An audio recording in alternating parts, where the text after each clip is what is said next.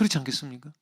그래서 이 현실태를 중요하게 여긴다라고 하는 것은 결국은 이 한목적적이다.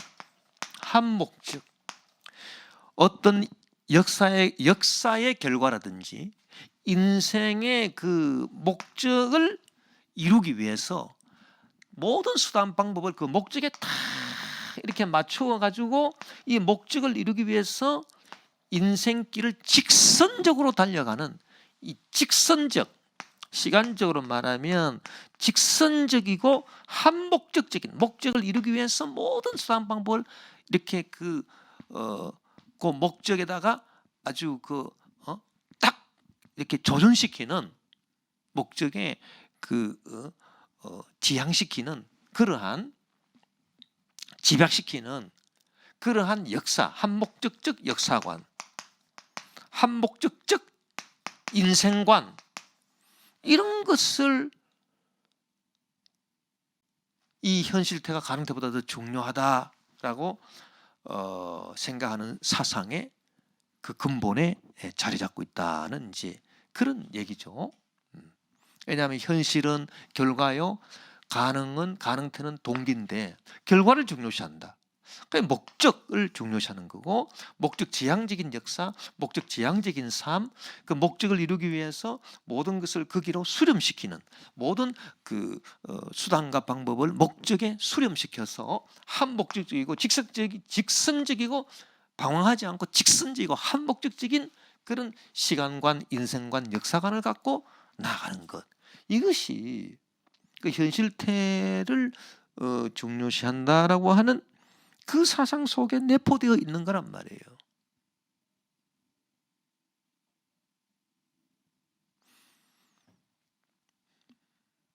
그렇다 그러면 아리스토텔레스는 이 현실태와 가능태 사이에 무엇을 중요시했느냐? 당연히 현실태를 중요시했습니다. 아리스토텔레스가. 그 말은 무슨 말이냐면 아리스토텔레스는 모든 이 역사를 한목적적으로 봤다는 얘기고, 그렇죠? 그리고 인생과 시간, 시간관이나 인생관이나 역사관을 그 한목적적인 것으로 봤다는 얘기입니다. 어떤 목적을 향해서 텔로스, 이 텔로스를 향해서 쭉 이렇게 나아가는 것으로 봤다는 얘기죠. 이것이 그 우리 신학 속에 들어옵니다. 아리스토텔레스 신학이 중세 이렇게 신학 속으로 들어오고요. 또 그 어거스틴에도 영향을 미칩니다. 어거스틴에도 영향을 미쳤고 이래가지고 결국은 우리 기독교 정통 교리는 뭐가 됐습니까? 이 목적을 이루는 그 길을 향해서 모든 역사가 지금 수렴이 되고 있는 거죠. 그래서 그 하나님이 창세 세상을 만드시고 그 다음에 타락한 인생을 구원하시고 그렇게 해서 그 인생들을 다 저 하늘나라로 올리셔 가지고 하늘나라를 이루는 거죠. 파루시아. 하나님 나라가 이루어지는 그 파루시아의 그 정점에 그 목적에 도달하게끔 모든 것을 다 수단 방법이 다 거기로 수렴돼 가지고 쫙 일사불란하게 수렴돼서 나아가는 이런 직선적이고 한목적적인 그 역사관, 종말론적 사관 이런 거를 갖고 우리 기독교 신앙이 이루어졌잖아요. 이게 정통 신앙이잖아요. 그 정통 신학의 그 어거스틴의 그 정통 신학에 아리스토텔레스가 무슨 영향을 주었는가? 바로 이 현실들을 중요시하는 이러한 그 생각이 그 어거스틴에게 그런 영향을 줬다는 얘기죠. 그래서 우리가 전번 시간에 공부할 때는 어거스틴 신학은 플라톤주의 입장에 서 있고 또 중세 토마스 아퀴나스 신학은 아리스토텔레스 입장에 서 있고 전자는 개신교요 후자는 가톨릭이요. 그래서 다 다르지 않느냐? 기독교가 이렇게 다르지 않느냐 서로. 그러나 이 점에 있어서는 다 같습니다. 우리 개신교든 가톨릭이든 좌우지간 기독교는요. 이 현실태를 중요시하는 이 아리스토텔레스 입장에 서 있기 때문에 어거스틴도 플라톤의 영향을 받았지만은 이 아리스토텔레스의 영향도 받았다는 얘기예요. 그래서 그 특히 이 역사관에 있어서 이런 받은 거예요. 그래서 그 아리스토텔레스의 그 하나님의 나라, 하나님의 도성, 시티 오브 갓, 신의 도성 이런 책을 읽어보면 다 이런 직선적 한목적적 역사관이 그대로 나와 있잖아요. 어거스틴에게 큰 영향을 끼친 것입니다. 그리고 이것이 우리 기독교 정통 교리가 된 거예요. 그 우리 기독교 정통 교리는 이 한목적적인 것을 향해서 나가는 것이. 그래서 직선적 한목적적 역사관을 이루는 것이고 우리 인생도 마찬가지. 인생도 뭐냐? 죄라고 하는 것은 죄를 지었다라고 하는 것은 뭐냐 하면 죄는 그 원어가 하말티아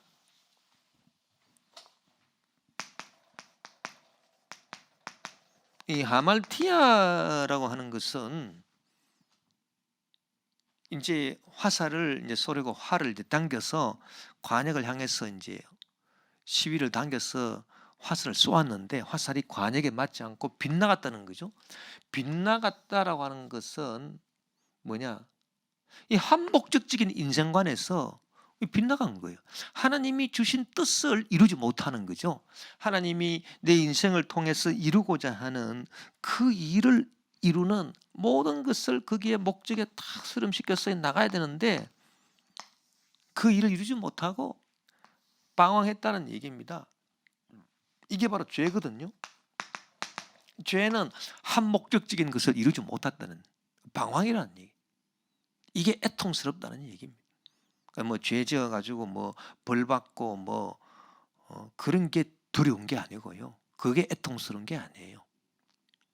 진짜 애통은 이 죄를 범했기 때문에 내 인생을 허비했다, 낭비했다. 왜 낭비했느냐? 그 아까운 시간을 방황한 거예요. 두루두루 이렇게. 왜? 빗나갔기 때문에. 왜 빗나갔을까? 한목적적이지 않았기 때문에 죄는. 그 복음성가도 있잖아요. 세상에서 방황할 때 나 주님을 몰랐네. 그렇다면은 그 모든 방황의 시작은 어디에서 나왔을까? 철학적으로 따져보면은 이 현실태를 가능태보다 중요하게 여기는 여기서 삐끗했다. 이제 그렇게 볼 수 있는 것이죠. 예.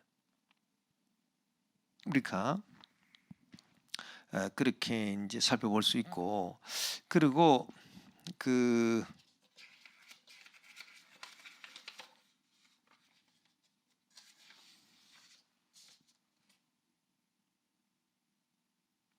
이 과정 사상이라고 하는 게 과정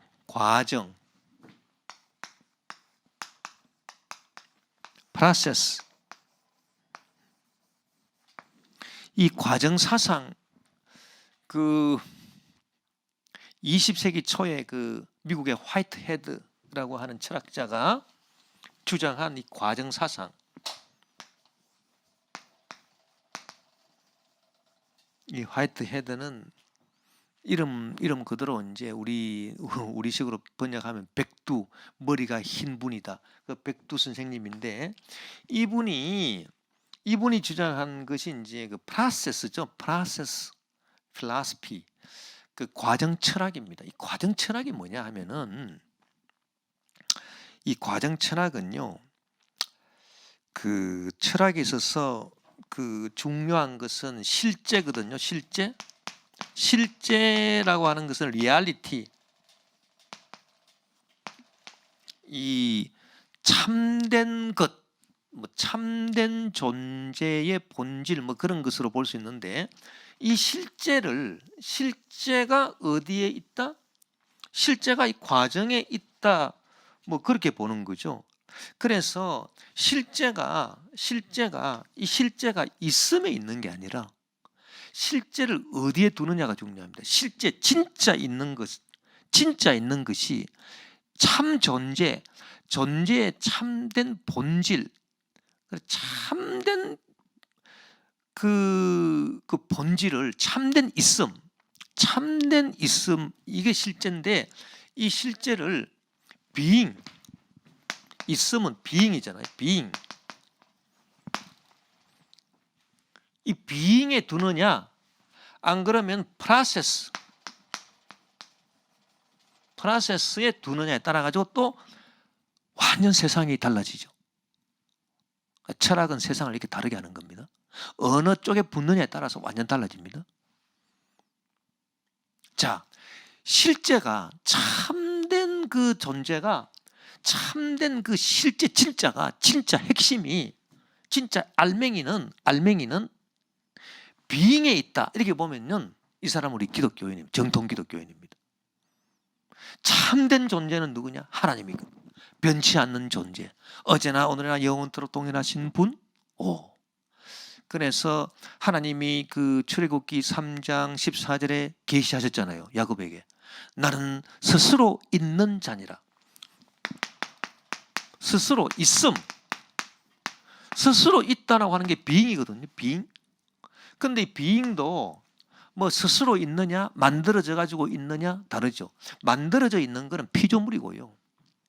그건 참된 그 존재가 아니고, 그건 만들어져 있는 거니까 그냥 그림자와 같은 있음이고요. 만들어져 있기 때문에 언젠가는 없어지는 거고요.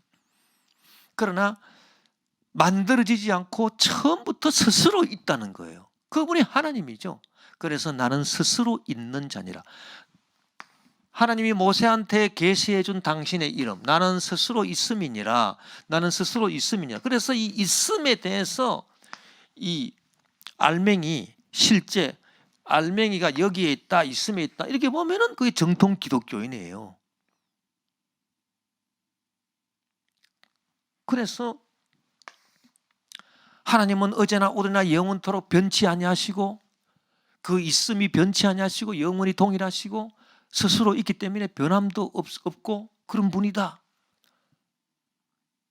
우리는 만들어져 있기 때문에 우리는 변하고 늙고 추해지고 나중에 또 소멸한다. 그렇잖아요. 그래서 우리가 사모하는 것은 우리도 예수 그리스도의 형상을 우리가 입어가지고 우리도 천국에서 영원히 변치 않는 형상으로, 변치 않는 있음으로 주님과 함께 사는 것. 이것이 우리의 소망이고 이것이 우리의 믿음이고, 이렇게 알맹이를 being에다가 두면은 이게 정통 기독교인이에요. 그런데 입으로는 하나님 해도요, 이 알맹이를 이 과정에 둔다. 이게 과정철학이고 과정신학이거든요. 이 과정신학자, 예를 들어서 뭐 존 카비라든지 이런 사람들 전부 다 화이트 헤드의 영향을 받았고, 우리나라 그 김용옥 씨, 그분의 사상은 뭐냐면 핵심이 프로세스 시알라지. 그분의 스승이 화이트 헤드예요. 그분이 아주 좋아했던 철학자가 화이트 헤드라고. 그래서 그분은 하는 말들이 뭐든지 처음부터 끝까지 좌우지간 우리 기독교 정통 사상에 맞는 게 하나도 없어요. 그분이 하는 말은 그건 완전 그 우리 기독교 사상 아니에요. 본류 사상이 아닙니다. 왜 그러냐? 그분의 사고방식 자체가 이 프로세스에 여기다가 딱 알맹이를 두기 때문에 그래요. 그거 알면 간단합니다. 그분이 무슨 말을 하든, 그분이 신학을 공부했다고 무슨 말을 하든 간에 결국은 우리 정통 기독교하고는 완전 동떨어진 우리 기독교로 보면 완전 그 이단적인 생각이에요. 그건 왜 그럴까? 그거는 그분의 철학이 이 실제 리얼리티를 being에 두지 않고 있음에 두지 않고 프로세스에 주는 거예요. 그러면 프로세스에 둔다라고 하는 것은 무슨 의미겠습니까? 알맹이가 과정에 있다. 그러면 항상 이렇게 과정이라고 하는 건 변화하는 거 아닙니까? 변화하는 것이 진짜라 이렇게 보는 거죠. 변화하는 것에 알맹이를 딱 뒀기 때문에 여기는 있음에 알맹이를 뒀기 때문에, 그것도 스스로 있음에 진짜 알맹이를 둔 거예요. 스스로 있어서 어제나 오늘이나 변하지 않는 이데아 같은, 어제나 오늘이나 변하지 않는 이데아 같은 그런 있음에다가 알맹이를 뒀기 때문에 그것은 우리 정통 기독교 신앙이고요. 이 프로세스에 알맹이를 두었다? 그거는 프로세스는 어제나 오늘이나 항상 변하는 거죠. 프로세스는 과정이잖아요. 과정은 뭐예요? 과정은 이렇게 빙글빙글 도는 거야. 이렇게 계속 변하는 거야. 이렇게. 이게 알맹이라는 거예요. 이게 진짜라는 거예요. 그러니까 참 근본적으로 생각이 다르지 않습니까? 우리는 변하지 않는 스스로 있음이 진짜 알맹이다 이렇게 보는데, 하나님의 있음이 진짜 알맹이다 이렇게 보는데요. 이 프로세스의 그 프로세스 필라소피나 프로세스 테올로지를 하는 분들은 이렇게 항상 변하는 이 과정이, 돌고 도는 이 과정 말이에요. 이 과정이 진짜 알맹이다 이렇게 보는 거죠. 그러니까 생각이 완전 다른 거지. 무엇을 해석하더라도 이 프로세스에 알맹이를 두는 사람은 이 과정 변하는 자체에 거기에서 뭐 알맹이를 둔다는 얘기예요. 그러면 이 변화하는 이 과정에다가 알맹이를 둔다? 그게 진짜다? 그런 생각을 한다 그러면은 그게 뭡니까? 그게 바로 불교입니다. 불교. 이 불교는요, 영급 회귀를 한다 그래요. 영급을 통해서 만물이 다 이렇게 변화해가지고 다시 제자리에 오고 또 다 변하고 둥글둥글둥글. 그래서 시작도 없고 끝도 없다.